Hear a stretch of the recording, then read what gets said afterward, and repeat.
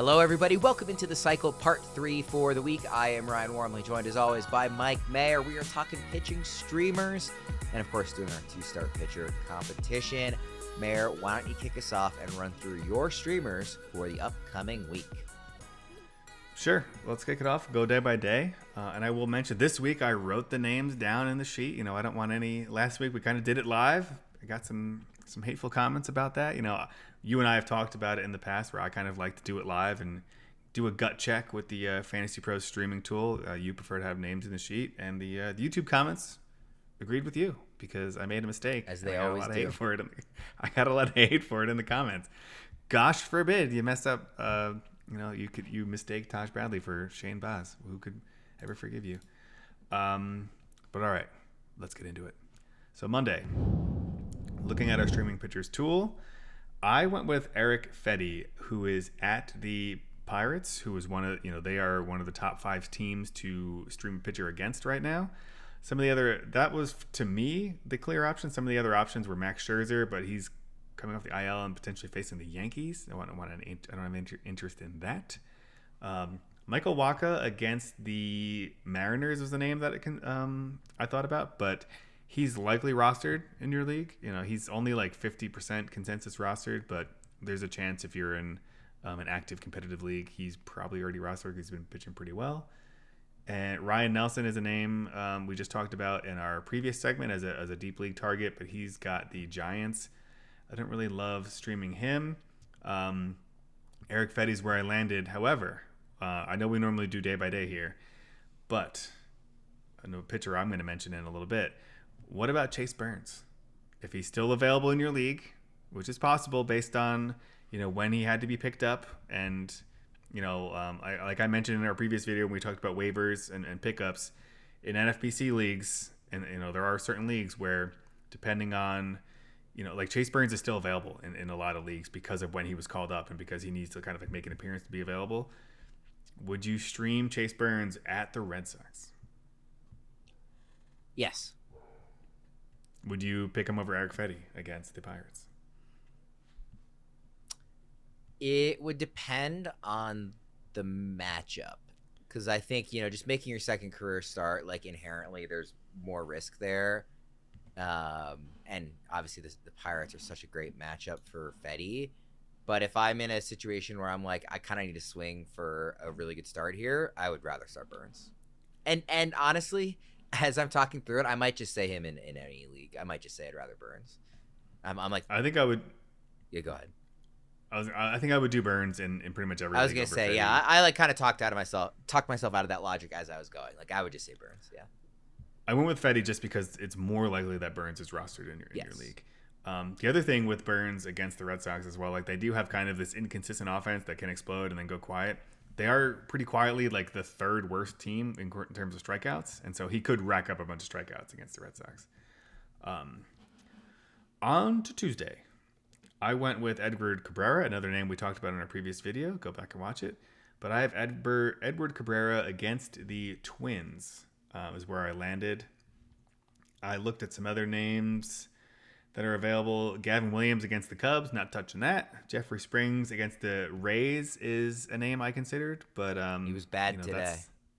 He was bad today? Yeah, and I'm facing you. In don't yell at me, league. YouTube comments. I didn't see his stats today. No, that's fine. He was pitching while we were taping this, but I only noticed this because I have him facing you in that Dynasty head-to-head league. And he got me negative 1.4 points in that format. Ooh, so. Excellent. It's because he got the loss. I mean, it wasn't a good start from him regardless. He was 3 earned runs in 5 innings, so like not great, but the loss really hurt in our points format. Yeah.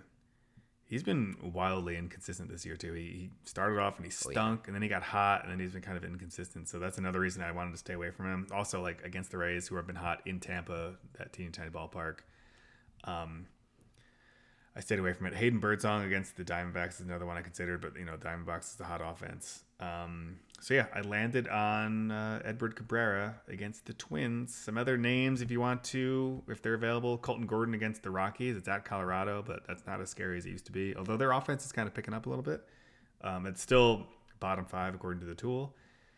And your boy Charlie Morton at the Rangers. He Are just you streaming Charlie Morton over Edward Cabrera? He didn't look great against the Rangers a couple days ago. So the Cabrera. Facing him a second I time. think I would stream Morton over Cabrera actually. Okay. The Cabrera is ranked higher, but Morton is technically going up against their worst offense, according to this. On to Wednesday. I went with Brayan Bello against the Reds. Bello has been pitching really well lately. It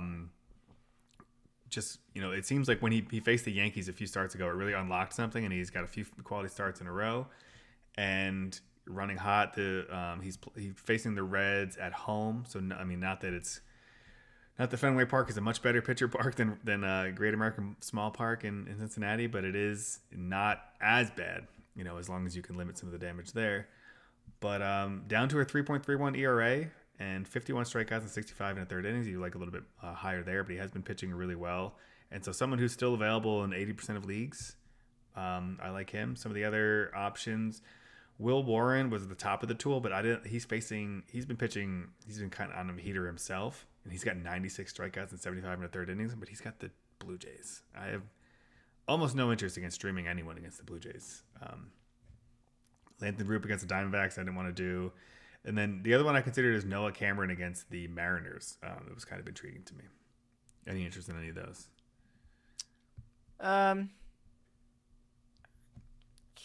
Cameron, I like what we've seen from him. What day was this? You said Wednesday? This is Wednesday. This is Wednesday, yeah. I mean, maybe him. I think it's a lot of okay options. Not rushing out to definitely do them, but not bad either. Just kind of that seems like a few different okay options. Yeah, for Bello, 4 quality starts in a row, including 6 strikeouts in his last outing, and 2 outings ago, 7 shutout innings, 8 strikeouts against the Yankees. So he's heating up, as they would say in NBA Jam. Yeah. Thursday, small slate day. I went with Dustin May against the White Sox. Dustin May's had a really weird up and down year, which is, I expected his roster percentage to be higher, but it's not because he's just been inconsistent. But a pitcher that I believe in, similar to how I believe in Max Meyer, so hopefully it works out better with Dustin May. Has been streaky, but really good matchup against the White Sox. And so I am willing to stream him against the White Sox. The other name I considered is Yuri Perez against the Twins, but I don't know that I'm necessarily ready to take that risk just yet. Yeah, I prefer May for sure. Yeah. All right. Friday, the day we can almost never find a pitcher for. I went with former Red Sox great Quinn Priester against the Marlins in Miami. So bad offense, bad ballpark for hitters. He's been pitching very well lately himself. And that's what I like. Some of the other names, those two are not going to be available in your leagues. The name I see every week is Justin Verlander. Not going to do it against the Athletics in Sacramento. Zach Littell against the Twins. Mike Soroka against the Red Sox. I think for me, the top option is clearly Quinn Priester against the Marlins in Miami on a day we normally struggle to find pitchers for. No comments to that one? I'll keep moving then. All right, I guess I'll keep moving. So Saturday's a fun one. I wrote as a potential stay away, as you like to say, that sometimes the best pitcher to stream is to not stream at all. And oddly enough, one of the best options for the day is your boy Taj Bradley. He's not my boy. He's your boy. 6 and 2/3 shutout innings. Are you sure it's Taj Bradley and not Shane Baz? This time I am sure. I recommended him by accident. You corrected me, but lo and behold, you should have streamed Taj Bradley for his 6 2/3 shutout innings. And this time he gets the Twins. So I really hope the Twins don't have a good offensive week, because it seems like I'm targeting the Twins a lot. But I really have it as more of a stay away. So I kind of put Taj Bradley in there as, break in case of emergency. If you really need to stream someone, that would be my pick. Because one of the other options I would have said is Jameson Taillon, but he's coming off a clunker, and he's got the Cardinals again. So I don't want any part of that. Michael Wacha against the Diamondbacks. Not really interested in that. So yeah, it's probably a stay away day. I thought for a little bit about Chad Patrick against the Marlins, but I don't know that I really trust that for a streaming option. So it's probably more of a stay away for me on a Saturday this week. And then last but not least, Sunday, Reese Olson is potentially returning. He's scheduled to return. He gets the Guardians, who are somewhat surprisingly a bottom 5 offense right now for fantasy. And if he's available, he's around 50% consensus rostered, so he may or may not be available in your leagues. Check your league settings, but he's coming back from injury, so if someone couldn't stash him on the IR, he's probably available, and you can pick him up before he comes back. So he's probably the top option. I don't love starting someone right off the IL, but he's probably, even if you just grab him to stash him, he's not a bad option. The other option I wrote here is Edward Cabrera, who gets the Brewers. With the kind of added bonus here is if you're in a weekly league and you wanted to stream Cabrera against the Twins on Tuesday, you could get the 2-step from him and get him on Tuesday versus the Twins and then on Sunday against the Brewers, which was 2 not terrible matchups. And so Edward Cabrera might be the streamer of the week. Yeah. Any honorable mentions for you? No honorable mentions. It's kind of a gross week. Unless you wanted to do, I won't spoil my 2-week pitcher, but unless you wanted to stream my 2-star pitcher. Let's get into our 2-star pitcher competition. Use that segue here. As a reminder, we did not have a week 10 contest because both of our pitchers ended up only pitching 1 start. So we have not yet gotten to the results of week 11. We'll see how that goes. So even though we are on week 12 now, the current standings are only 9 completed contests in. It's still 5-4 Maher. Because I am still down, I had to break out the big guns and roll with Garrett Crochet, facing the Reds and then the Nationals, 2 teams that have not been very good against lefties, 2, not crazy scary lineups in general, particularly the Nationals. So, yeah, I hadn't used him yet, and I figured it was about time because he's really good and has good matchups this week. So I finally broke out Crochet. And you are going with somebody. Are they facing each other? I didn't look ahead at the schedule to see if they're both 2-star pitchers. They must be close to facing each other because you're pitching. Yeah, let's see. I won't ruin who yours is, but they face each other on Monday. So I am going with Chase Burns. That'll be a fun one. That'll be a fun one.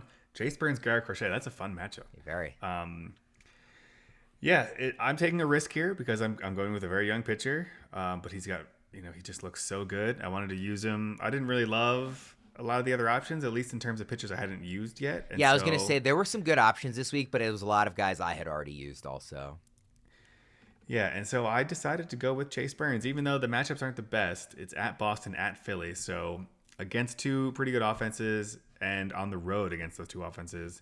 Although, as I just said, the Red Sox are somewhat quietly like one of the best teams for pitchers in terms of strikeouts. They're top 3 in terms of strikeout rate. So we could see him strike out double-digit guys against the Red Sox on Monday. But that'll be a fun matchup, and we'll be able to see the go-head-to-head.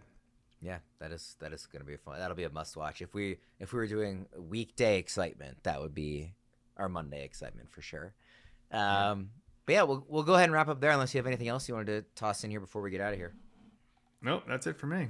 All right, we will go ahead and wrap up. If you missed our earlier segments, please check out Rounding the Bases, where we talked about a whole bunch of stuff, including more of a deep dive on Chase Burns, also some rookie stuff, buy, sell for the second half of the season. We talked a bit about Cal Raleigh just because he's so awesome. And then we talked about, in our part 2, as usual, our buys and sells and our waiver central. So we got it all for you this weekend. Hope you check out all these segments of the show. For Maher, I'm Ryan Wormeli. Thanks for tuning in. We'll see you next time.